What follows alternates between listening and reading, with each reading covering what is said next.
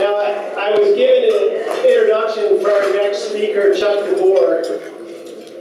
How many of you people don't know Chuck DeVore? I know there was one young child in the room. Chuck, you're at 99.99% name ID.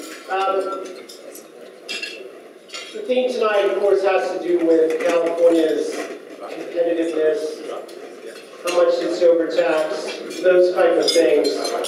Chuck DeVore, that's a subject near and dear to his heart. As we know, he's family and he is now in Texas. He's part of a think tank there that concerns itself, let's say, with issues of real freedom and how to move the country forward. So I don't really think I need to introduce Chuck DeVore. I think we should welcome back Chuck DeVore.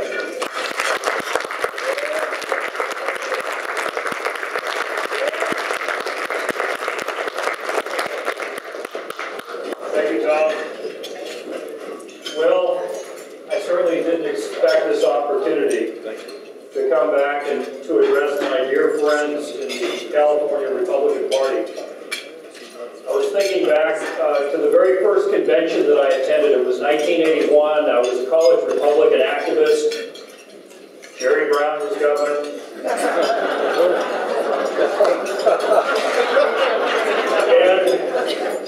And here we now are in 2013, and Jerry Brown is once again governor, and the state of California, I believe, has gotten a whole lot worse.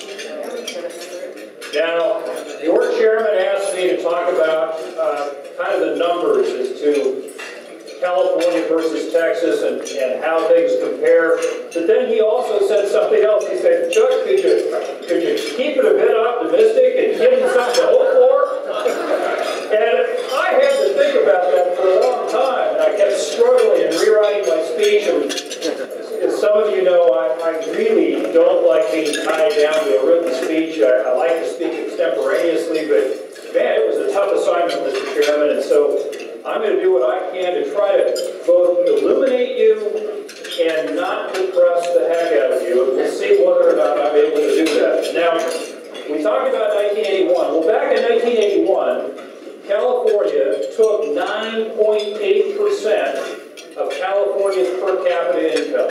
9.8%. California was the 8th most taxed state in the country at the state and local level in 1981. Today, California is the 4th most taxed in the nation, 11.2%, and that data is before the $50 billion tax increase from Governor Brown.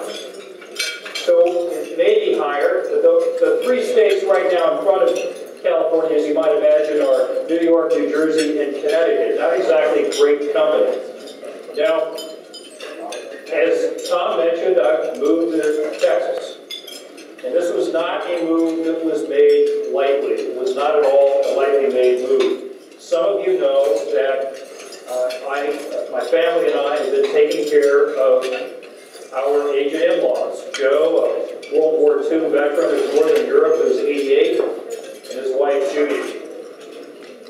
Joe and Judy from New York, we've been taking care of them since right before I turned out in 2010. When they moved in with us in Irvine, my youngest daughter had to go back and sleep on the floor of her sister's bedroom for 5 months until I carved out an extra room by subdividing the family room. You want to see what a garage looks like when a couple that's been married for 50 plus years and has lived in the same place the entire time moves in with you and takes some of the stuff of 50 years with them? Needless to say, we couldn't use the garage. And things were a bit crowded. Well, that combined with the fact that before I was elected, I was an aerospace executive. And that industry, since the Cold War, has been under constant assault in the state of California. And I found that were I to practice in my chosen profession, I'd have to go back and live in Maryland or Virginia or Washington, D.C. or Florida, anywhere but California. And around about that time, a little group called the Texas Public Policy Foundation came to me and asked me to research a book for them on the Texas model. And as luck would have it, that became my due diligence process for moving from California to Texas. Writing this book, The Texas Model, Prosperity in the Lone Star State and Lessons for America. Now, in the last 10 years, a net of 2 million more Californians have moved out of the state than Americans have moved in. 2 million people. In the next speaker, you're going to hear a bit more about that. Why? Well, I can tell you why, in the word government. You see, in California, they take 11.2% of all y'all's personal income. See? Like all y'all? Okay.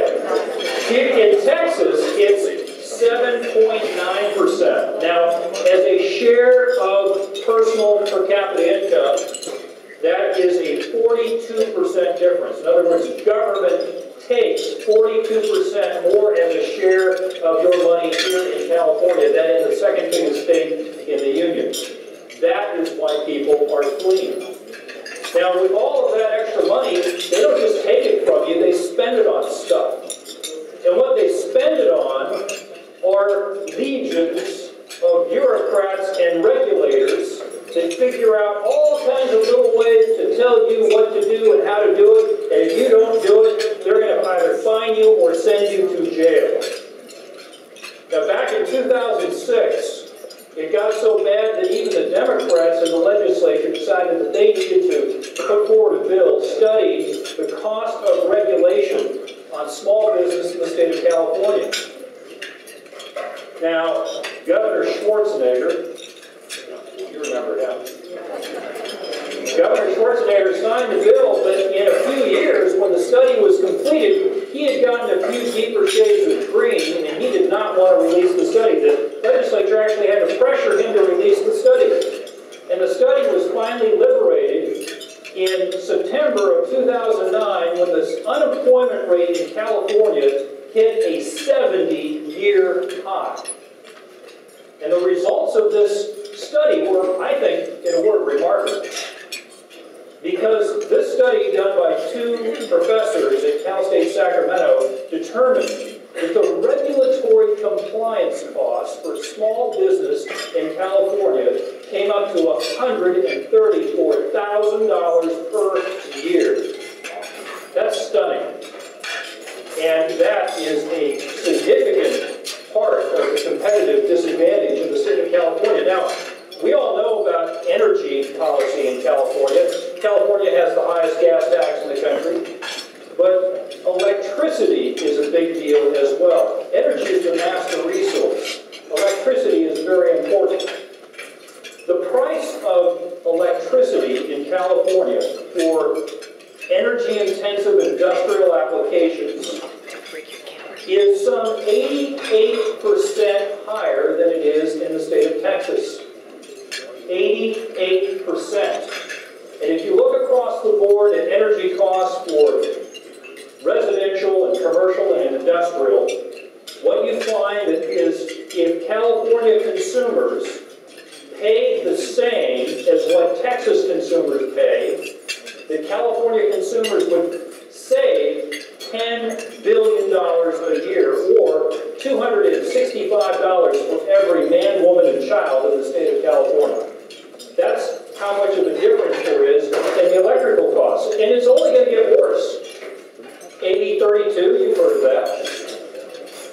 The huge and steep increases that we see with the renewable energy portfolio, where certain types of electricity are kind of evil and bad, the kind of electricity that are reliable and inexpensive, and other types of electricity like condor killing wind. Well, that's good electricity, right? So we need more of that. Well, as that begins to happen, you're going to see California's electrical costs go up more and more and more, and as a consequence, energy-intensive industrial activity will continue to move out of the state of California and go to places like Texas. Now, let me tell you a brief story. It's so bad that even our friends, the Canadians, have gotten in on the act. You see, California imports more electricity than any other state as a percentage of its portfolio. And a lot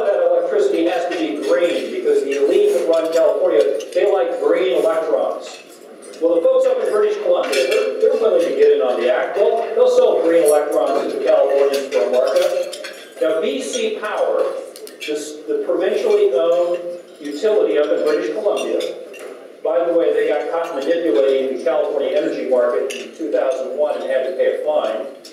BC Power exports hydroelectric power to California. So far, so good, right? Green electrons, those are cool.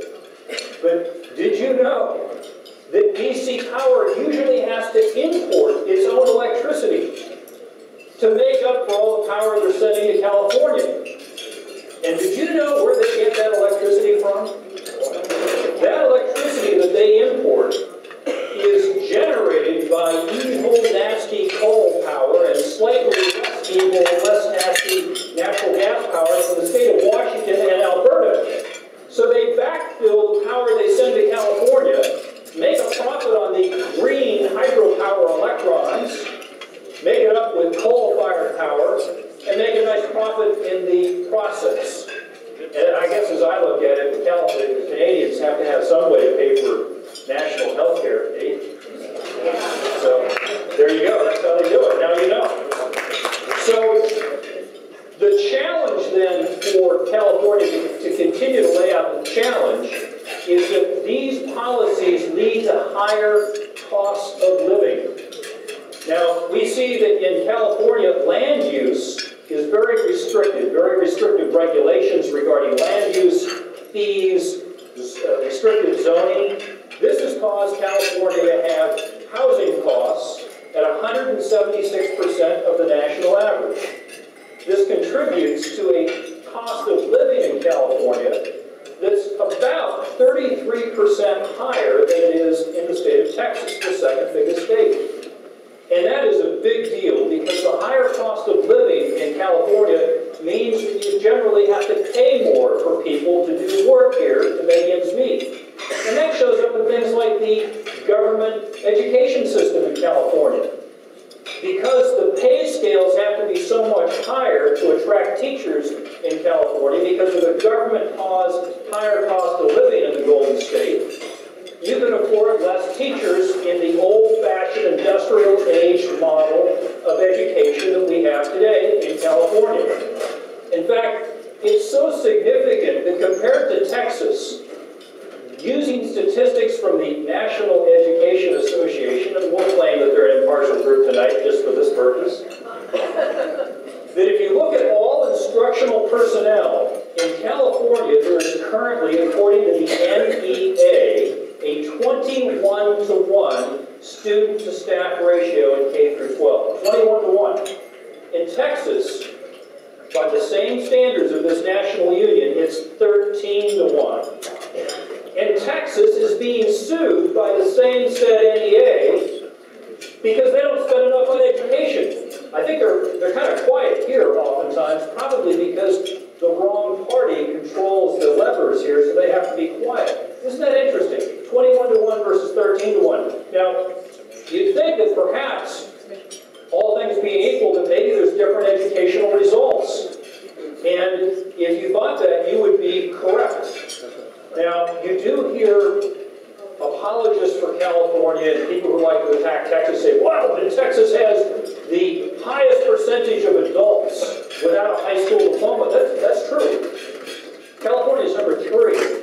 So don't laugh too much. You're within the margin of error of Mississippi. Okay? Now, there's a reason for that, and a lot of it has to do with foreign immigration. So let's look at what's happening, though, within the high school system. Texas has a higher graduation rate. According to national achievement tests, Texas actually does better than California. Now, apologists of the status quo here will say, oh, but the SAT scores. California does better than Texas.